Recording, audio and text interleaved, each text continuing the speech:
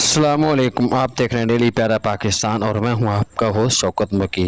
خبر شامل کرتے ہیں خانپور سے۔ خانپور کے علاقے میں ایک چور بہت ہی تیراک نکلا۔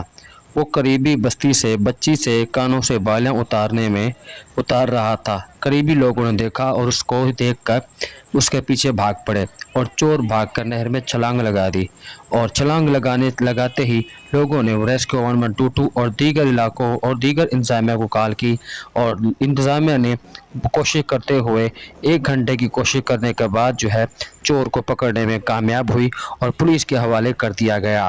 اور چور آخر کب تک اپنی جان بچاتا اور انتظامیہ نے اور لوگوں نے پکڑ کر اس کو پولیس کے حوالے کر دیا۔ دیگر اس کے مناظر دیکھتے ہیں۔